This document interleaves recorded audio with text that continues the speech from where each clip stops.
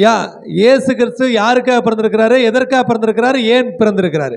இந்த 3 கேள்வியும் நம்ம தெரிஞ்சாதான் நம்ம கிறிஸ்மஸ் கொண்டாடுறோம். கிறிஸ்மஸ் கொண்டாடுற அநேகருக்கு என்னன்னா, கிறிஸ்மஸ் ஆத்தா வருவார், கிஃப்ட் வருவார், கிஃப்ட் தருவார், இது ஒரு கூட்டம். இன்னொன்று கிறிஸ்மஸ்னா புது ட்ரெஸ் போடணும், இது ஒரு கூட்டம். இன்னொன்று கிறிஸ்மஸ்னா கண்டிப்பாக அன்றைக்கி மட்டன் பிரியாணி வீட்டில் செய்வாங்க, சிக்கன் பிரியாணி வீட்டில் செய்வாங்க, சாப்பிடணும். ஆக மொத்தத்தில் கிறிஸ்மஸ்ன்றது கட்டாயமாக கொண்டாடப்பட வேண்டிய ஒரு உலக பிரகாரமான பண்டிகை இருக்கே தவிர, இயேசு கிறிஸ்து பிறந்த நாட்களில் இது எதுவுமே நடக்கலை. இயேசு கிறிஸ்து பூமியில் அவதரித்தால அந்த நாட்களில் இந்த நீங்கள் நம்ம செய்கிற எந்த ஒரு சம்பவமும் நடக்கலை. ஆனால் இந்த 3 காரியம் தெரிஞ்சுக்கணும். இயேசு கிறிஸ்து யாருக்காக பிறந்தாரு, எதற்காக பிறந்தாரு, ஏன் பிறந்தாரு? ஓகேங்களா? இங்கே இருக்கிற யாராவது அந்த பதில் சொல்லுங்க வைப்போம். கிருபா நீ சொல்றியாமா? ஏதாவது ஒரு கேள்விக்கு பதில் சொல்லுங்க. ரைட்டு, நரேஷ் பேர் சொல்லுவார். இயேசு கிறிஸ்து யாருக்காக பிறந்திருக்கிறாரு? எனக்காக பிறந்தார். கிளா பண்ணிக்க, அவ்வளோ ரைட்டு. சரி, எதற்காக பிறந்திருக்கிறாரு சொல்றேன். இது மட்டும் பொதுவாக சொல்லக்கூடாது. அது எப்படி சொல்லணும்? எனக்காக பிறந்திருக்காரு அடுத்த எப்படி சொல்லணும்?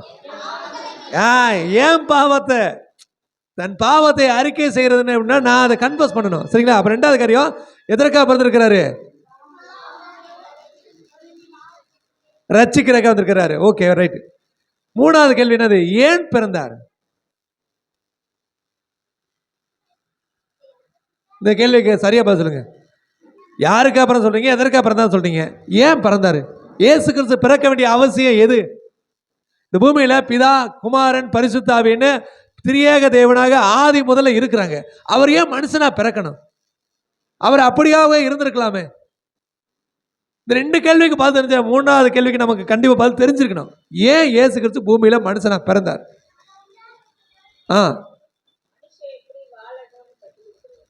மனுஷன் எப்படி வாழணும், இது நல்லா இருக்கு, நல்லது, கிளாப் பண்ணிடுவோம். ஆனா இன்னும், ஏன்னா அதுக்கு முன்னாடி மனுஷங்க வாழ்ந்துக்கிட்டு தான் இருந்தாங்க, ஏன்னா தீர்க்கதரிசிகள் வழி நடத்திக்கிட்டு தான் இருந்தாங்க. சரிங்களா? அதனால அது இல்லை பதில். இன்னும் ஏன் பிறந்தாரு?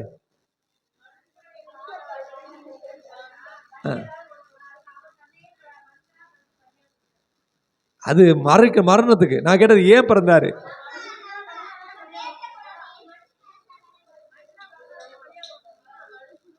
அவர் கொல்றதுக்காக, மறிக்கிறதுக்காக வந்தாரு. அது அவர் நிகழ்வு.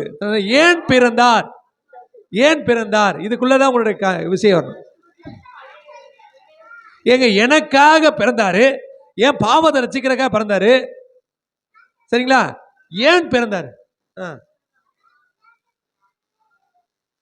நம்மளை உண்டாக்கிட்டான பிறந்தாரு. நல்ல விஷயம் தான். அப்ப இந்த கேள்வி நமக்கு தெரியாதனாலதான் இயேசு கிறிஸ்து ஏன் பிறந்தார்ன்றதுக்கு நம்ம பதில் தெரியாம தேடிட்டு இருக்கோம். ஏன் பிறந்தார் தெரியுமா? நான் பாவியா இருக்கிறதுனால பிறந்தார். நான் பாவத்தில் விழுந்ததுனால பிறந்தாரு. நான் பாவத்தில் வாழ்ந்ததுனால பிறந்தாரு. ஒருவேளை நான் பாவம் இல்லாத வாழ்க்கை வாழ்ந்திருந்தா இயேசு பூமியில மனுஷனை அவதரிக்க வேண்டிய அவசியம் இல்லை. எதனால பிறந்தாரு? நான் பாவியா இருந்ததுனால பிறந்தாரு. சொல்லுங்க, இயேசுக்கு எதனால பிறந்தாரு?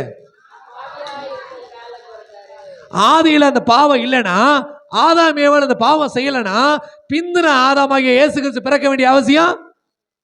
அப்ப எதனால இயேசு ஏன் பிறந்தார்? இயேசு ஆதாம் ஏவாளை தொடங்கி இன்ன வரைக்கும் நாம ஒரு பாவம் செய்யறோம். அந்த பாவத்துக்கு பேர் என்னது? அது என்ன பாவம்? இயேசு கிறிஸ்து ஏன் பிறந்தாரு? நாம செஞ்ச பாவத்துக்காக நாம இன்னைக்கும் பாவியா வாழ்றதுனால இயேசு கிறிஸ்து பிறந்திருக்கிறார். ஓகேங்களா? சரி, இயேசு கிறிஸ்து பிறக்க வேண்டிய அவசியத்தை நம்ம தெரிஞ்சுக்கிட்டோம். ஓகேங்களா? இயேசு கிறிஸ்து சொன்ன அந்த பாவம் என்ன பாவம்? உலகத்துல ஒரே ஒரு பாவம் இருக்கு, பிரதானமான பாவம். என்ன பாவம்? அந்த ஒரு பாவத்தை நம்ம செஞ்சனாலதான் ஏசப்பா வந்து பூமியில மனுஷனை அவதரிச்சு, நம்ம நிறைய பேர் சொல்லுவோம், எங்க கஷ்டம் கடவுளுக்கு தெரியுமா? அவர் மனுஷனை வந்து எங்களை மாதிரி வாழ்ந்து பார்த்தா தான் தெரியும். உன் பிரச்சனை இதுதானே, நான் என்ன செய்றேன்? நியாயம். கத்த நல்லவர். அப்ப நிறைய பேர் நம்ம வாழ்க்கையில கேட்போம். எப்படி கேட்போம்னா, இயேசு கிறிஸ்து கடவுளா இருக்கிறாரு, அதனால எங்க கஷ்டம் அவருக்கு தெரியாது, எங்களை போல மனுஷனா வந்து அவர் பாடுகள் அனுபவிச்சா தெரியும் சொல்லி மனிதனுடைய கூக்குரல்கள் தேவனுடைய சந்நிதியிலே எட்டப்பட்டதுனால அவர் சொன்னாரு, முழு மனிதனாக மண்ணுலகிலே அவதரித்து என்னை போல உங்களை போல சகலவித பாடுகளை அனுபவித்து இரத்தத்தாலும் சதையாலும் பிக்கப்பட்டு அவமானத்தினாலே தன்னுடைய வாழ்க்கையை அனுபவித்து சொல்லனா துயரத்தை ஏற்றுக்கொண்டு முழு மனிதனாக ஒரு இடத்துல கூட அவர் தன்னுடைய கடவுள்ன்ற தன்மையை வெளிப்படுத்தாம அவர் நினைச்ச என்ன செஞ்சிருக்கலாம், ஒரு நொடி பொழுதுல இதெல்லாம் செஞ்சு காமிச்சுக்கலாம். எப்பொழுதும் இயேசு கிறிஸ்து சொல்றவர் இல்ல, செய்யறவர். நீங்க நிறைய நினைக்கிறாங்க கடவுள்ல என்ன தெரியுங்க, மேஜிக்ல மனுஷனை மாத்துறாங்க. தேவன் அப்படி இல்லை. ஊழியம் கொல்லவல்ல, ஊழியம் செய்யவே தேவன் பூமியிலே மனுஷனா வந்தார். சரிங்களா? அப்ப நம்முடைய வாழ்க்கையில அவர் ஆனந்தி சொன்ன மாதிரி எனக்காக உங்களுக்காக எப்படி வாழணும்ன்றதை கற்றுக் கொடுக்கிறதுக்கு அவர் மனிதனாகவே தன்னை ஒப்பு கொடுத்திருக்கிறார். இப்ப எந்த மனுஷன் சொல்ல முடியாது. எப்படி சொல்ல முடியாது? மனுஷனால இப்படி வாழ முடியாதுன்னு சொல்ல முடியாது. ஏன்னா நமக்கு ஒரு ரோல் மாடல் இருக்கிறார். யாரு? இயேசு கிறிஸ்து. மனுஷன் இயேசு போல வாழ முடியுமா? முடியாதா? முடியுன்றதுக்கு யாரு உதாரணம்? ஏசப்பா. ஓகேங்களா? அப்படி என்ன வாழ முடியும்? கடந்த நாட்களில் ஒரு அன்புக்குரிய சகோதரன் என்ன சொன்னாரு, பாஸ்டர் எனக்கு இருக்கிற பிரச்சனை இல்லை, சில நேரங்களில் என்ன அறியாமல் நான் தப்பு பண்ணிடுறேன். என்னது? என்ன அறியாமல் பணத்துக்காக நான் தப்பு பண்ண வேண்டியிருக்கு, சூழ்நிலைக்காக தப்பு பண்ண வேண்டியிருக்கு அப்படி சொல்லிக்கிட்டே இருந்தேன். நான் சொன்னேன், பிரதர் அப்படி செய்யக்கூடாது பிரதர். ஆண்டவர் பிள்ளைகளுக்கு உண்மையும் நீதியும் பரிசுத்தமும் கண்டிப்பாக வேணும், அவங்க எல்லாவற்றிலும் ஒழுக்கமாக இருக்குன்னு சொல்லி. அப்போ அப்படிப்பட்ட சூழலில் அவர் என்ன சொன்னார், பாஸ்டர்னா இப்படி தான் சொல்லுவார், எப்பயுமே அவர் இதான் பேசுவார் அப்படின்னு அவருடைய மனநிலை இருக்கிறனால கேட்டுக்கிறாரு. ஆனால் முடியலன்றாரு. அப்போ அவர் ஒரு நபரை சந்திக்கிறாரு. சரிங்களா? அரசாங்கத்தில் தாசில்தாராக இருக்கக்கூடிய ஒரு நபர். அவர் சந்திக்கும் போது அவர் பார்த்தீங்கன்னா கிட்டத்தட்ட ஒரு 55 வயது இருக்கக்கூடிய ஒரு நபர். ரிட்டையர் ஆகிருக்கு ஒரு சில ஆண்டுகள் இருக்கு. அவர் ரொம்ப நேர்மையானவராக தன்னுடைய வாழ்நாட்கள் வாழ்ந்திருக்கிறாரு. சின்ன ஒரு லஞ்சம் கூட வாங்காத ஒரு நபர். அதனால அவர் சொல்றாரு, ரொம்ப கஷ்டம் எனக்கு வாழ்க்கையில், என்னுடைய வருமானத்தை வச்சு என் பிள்ளைகளையும் குடும்பத்தையும் வழி நடத்த முடியல. ஆனாலும் என்ன செய்ய, எந்த சூழ்நிலையிலும் நான் லஞ்சம் வாங்குறது இல்லை, வேற ஒரு பணத்தை நான் எதிர்பார்க்கறது இல்லை அப்படி சொன்னார். அதில் மட்டும் இல்லாமல் ஒரு சாட்சி சொல்லியிருக்கிறாரு அந்த சகோதரன்ட்ட. யாரு? என்கிட்ட சொன்ன சகோதரன் சொல்லியிருக்காரு, அன்னைக்கெல்லாம் ரொம்ப வீட்டில் ரொம்ப ஒரு தேவை இருக்குப்பா, வீட்டுக்கு ஒரு பொருள் வாங்க வேண்டியிருச்சு, கையில் சுத்தமாக காசு இல்லை, ஒரு நிலத்தை போய் நான் அளவீடு பண்ணேன். அளவீடு பண்ண உடனே ஒருத்தர் முடித்த உடனே ஒரு 10,000 என் கையில் கொடுத்தாரு. சார் இந்தாங்க சார் ஒரு 10,000 வச்சுக்கோங்க அப்படின்னாரு. எனக்கு அவ்வளோ தேவை இருக்கு. அவர் சொல்றாரு, சார் நான் ஒன்றும் கிஃப்டாக தான் சார் கொடுக்குறேன், நீங்கள் கேட்கல சார், நான் தான் சார் கொடுக்குறேன்றாரு. உடனே அவர்கிட்ட சொன்னாரா, இல்லை பிரதர் 55 வருஷமா நான் உண்மையாகவே வாழ்ந்துட்டேன், இந்த ஒரு நேரத்தில் என்னுடைய கஷ்டத்துக்கு அவங்கள்ட்ட பணம் வாங்கிட்டேன்னா நான் வாழ்ந்த வாழ்க்கையில் வீணாக போயிடும். இல்லை ரிட்டையர் ஆகிற வரைக்கும் நான் இதே மாதிரி கஷ்டப்பட்டாலும் பரவாயில்ல, இதே மாதிரி நான் எப்படி இருக்கிறேன், உண்மையாகவே வாழ்ந்துறேன்னு சொன்னாராம்.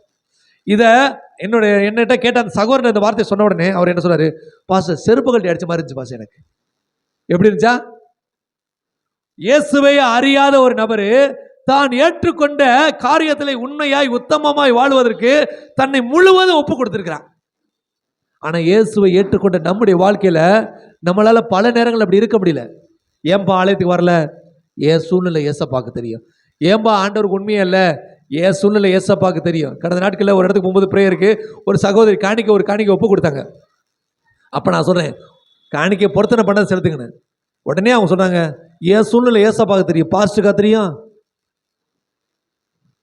நான் அதான் சொன்னேன், நீங்கள் காணிக்கை செலுத்தலாம் பிரச்சனை கிடையாது சகோதரி, ஆனால் எதையோ ஒன்று செலுத்தி தேவனை மையப்படுத்த நினைக்காதீங்க.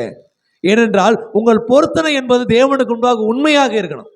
அப்போ சிலர் பொருத்தனைன்றது காணிக்க நினைப்பாங்க, சிலர் பொருத்தனைன்றது தன்னுடைய வாழ்க்கையாக நினைப்பாங்க. என் வாழ்நாள் முழுவதும் நான் பொருத்தனை பண்ணுறேன். என்ன பொருத்தனை? என்னையே நான் பொருத்தனை பண்ணுறேன், தேவனுடைய ஆலயத்துக்கு உயிருள்ள நாள் நான் வருவேன்.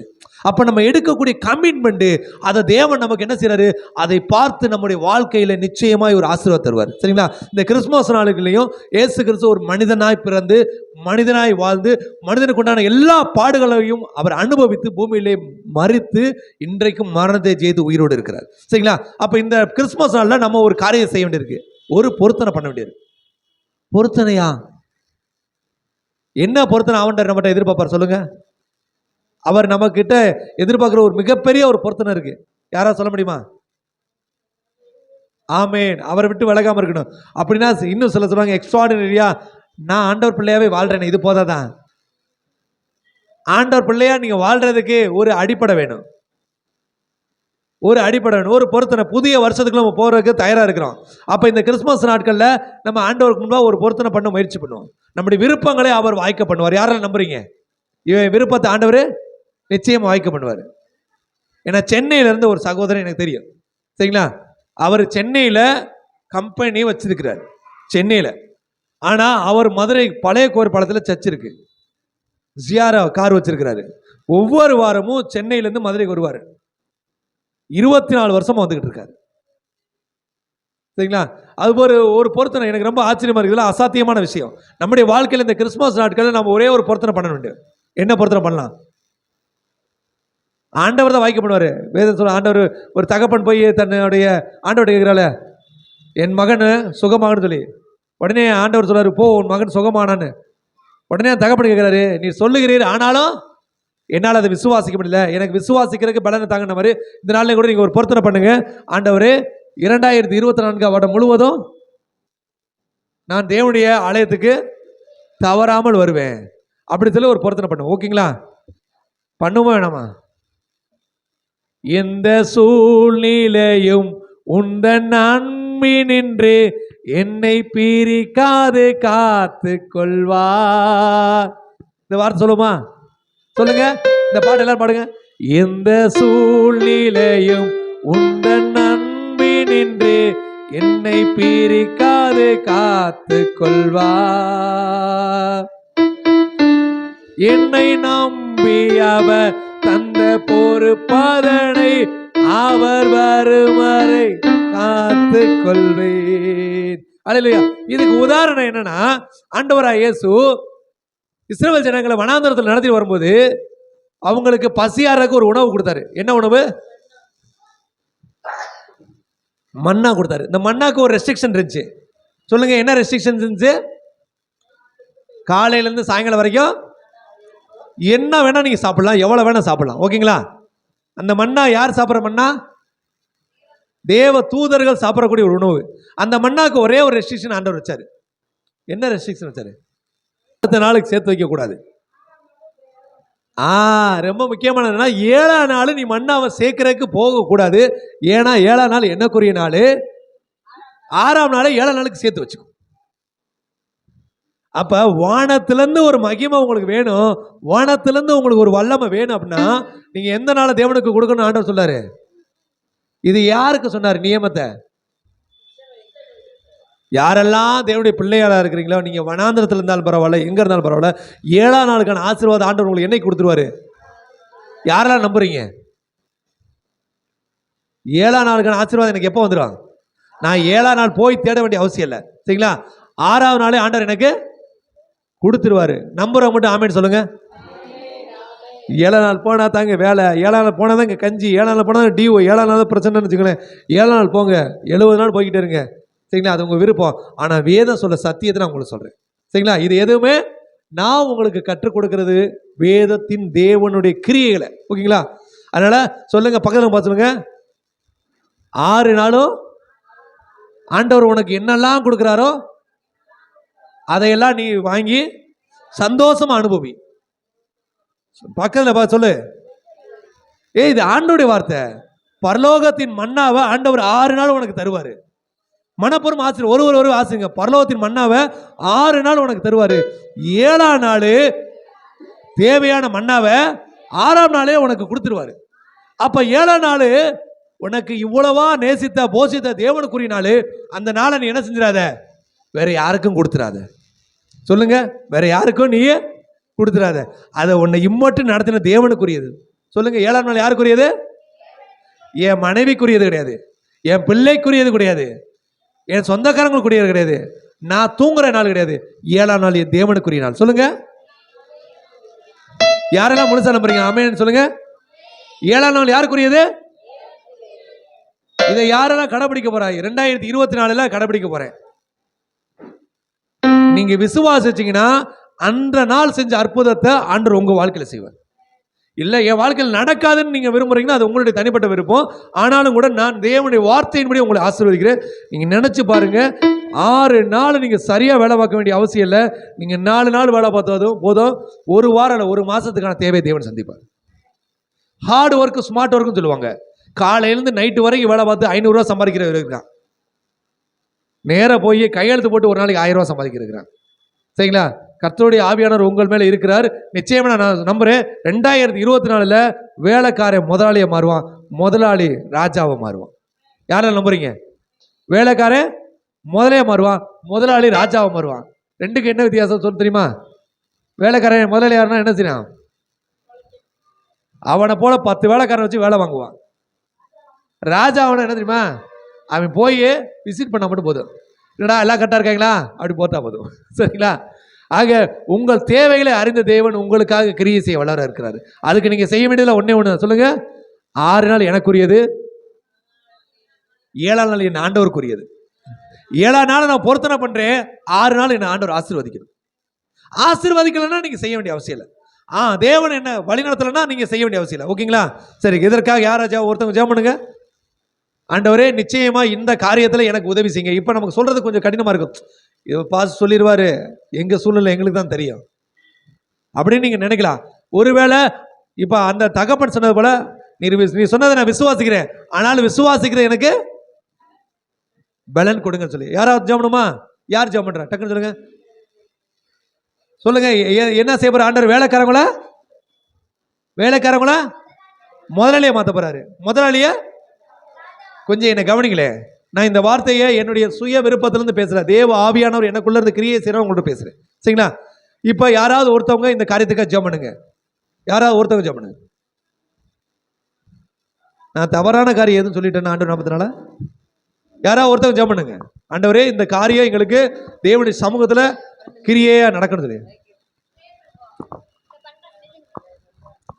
இதற்கு தேவன் தான் உதவி செய்யணும். நம்முடைய பொருத்தனைய, நம்முடைய விருப்பத்தை தேவன் நிறைவேற்ற உதவி செய்யணும். கண்களை விடுவோம், ஜெபிச்சுட்டு தேவனுடைய வார்த்தைக்கு இருப்போம். ஒரு மனத்தின் ஆவினால் நிரப்புவாராக. கண்களை விடுவோம். ஸ்தோத்திரிக்கிறோம் ஆண்டவரே. தகப்பனே, அருமையான அந்த நாளுக்காய் நன்றியோடு துதிக்கிறோம். தேவனே தாமே உடைய பிறப்பின் நாளை கொண்டாட இந்த இடத்துல எங்களை கூட்டி சேர்த்த தயவுக்காய் நன்றியோடு துதிக்கிறோம், ஸ்தோத்திரிக்கிறோம். அப்பா தேவன் தாமே மட்டுமாய் பரத்திலிருந்து எங்களை கண்ணோக்கி கொண்டிருக்கிறீர் என்று நாங்கள் விசுவாசிக்கிறோம் ராஜா. இந்த நேரத்தில் கூட நாங்கள் ஒரு மனதாய் கூடி ஒரு பொருத்தனையை நம்முடைய சமூகத்தில் நாங்கள் வைக்கிறோம். அப்பா அந்த பொருத்தனையை நிறைவேற்றத்தக்க பலனை தேவன் எங்களுக்கு தரும்படியாய் ஜெபிக்கிறோம். 6 நாளும் எங்களுக்குரியது, உலகத்துக்குரியது ஆண்டவரே. ஆனால் 7வது நாள் என்னை உண்டாக்கின என் பரிசுத்த தேவனுக்குரியது ராஜா. அந்த நாளை உண்மையாய் அனுசரிக்க தேவன் எனக்கு உதவி செய்யும்படியா நாங்கள் ஜெபிக்கிறோம் ஆண்டவரே. சூழ்நிலைகள் எங்களுக்கு எதிராக இருந்தாலும், காலங்கள் தாமதமானாலும், வாக்குத்தத்தங்கள் எங்கள் வாழ்க்கையில நிறைவேறாமல் போயினாலும், ஆனாலும் எங்களை உண்டாக்கினவர் நீர் எங்களோடு கூட இருக்கிறீர் ராஜா. நாங்கள் சொன்ன பொருத்தனையே எங்க வாழ்நாள்ல நிறைவேற்ற தேவன் எங்களுக்கு உதவி செய்யும்படியா நாங்கள் ஜெபிக்கிறோம் ஆண்டவரே. நாங்கள் பலனற்றவர்கள் தான் ராஜா. அப்பா நாங்கள் மண்ணாலே உண்டான மாமிசம் சுவாமி, ஆனாலும் எங்களை வழி நடத்த வல்லவர் நீர் எங்களோடு கூட இருக்கிறீர் ஆண்டவரே. எங்களை அப்பா திராணிக்கு தக்கதாய் தகப்பனை பலனை தந்து இன்னும் அதிகமாய் அந்த பொருத்தனையை நிறைவேற்ற தேவன் எங்களுக்கு இரக்கம் பாராட்டும்படியாய் ஜெபிக்கிறோம். அதனுடைய நன்மையை பெற்று அப்பா அந்த காரியங்களை நாங்கள் நிறைவேற்றி அதனுடைய நன்மையை பெற்றுக்கொண்டு அதை அடுத்த வருட இறுதியில அந்த அடுத்த கிறிஸ்துமஸ்ல நாங்கள் அதை சாட்சியாய் சொல்ல தேவன் எங்களை வழிநடத்தும்படியாய் ஜெபிக்கிறோம். கரங்களிலே ஒப்பு கொடுக்கிறோம். நீர்தாமே எங்களுக்கு பலனை தந்து எங்களை வழி நடத்தி ஆசீர்வதித்து அப்பா சாட்சிகளாய் நிறுத்துங்க. உடைய கரத்திலே தாழ்த்தி தருகிறோம் அப்பா. உடைய நாம மகிமைக்கென்று எங்களை பயன்படுத்துங்க. துதிக்கான மகிமை எல்லாம் இப்ப இயேசு நாமத்தில் கேட்கிறோம் ஜீவனுள்ள எங்க நல்ல பிதாவே. ஆமென் ஆமென் அல்லேலூயா. கர்த்தர் நல்லவர், கர்த்தர் நல்லவர். கரங்களை தட்டுவோம், கையை தட்டுங்கப்பா. அல்லேலூயா. சரி, இன்றைக்கும் தேவன் நம்மை அழைத்து வந்திருக்கிறார். ஆமென். நான் சொன்ன காரியம் உங்களை நிச்சயம் வருத்தப்படுத்தி இருக்காது நான் நம்புறேன். இயேசுவின் நாமத்தினாலே எதிர்கற்ற பலனை ஆண்டவர் தருவாராக. மத்தேயு 2ஆம் அதிகாரம் 3ஆம் வசனம். கர்த்தர் நல்லவர். இந்த இயேசு கிறிஸ்து பிறந்த இந்த நாளிலே தேவனாய கர்த்தர் நமக்கு வைத்திருக்கிற மிகப்பெரிய ஆசீர்வாதத்தின் நோக்கத்தை நாம் யாவரும் பெற்றுக்கொள்வோமாக.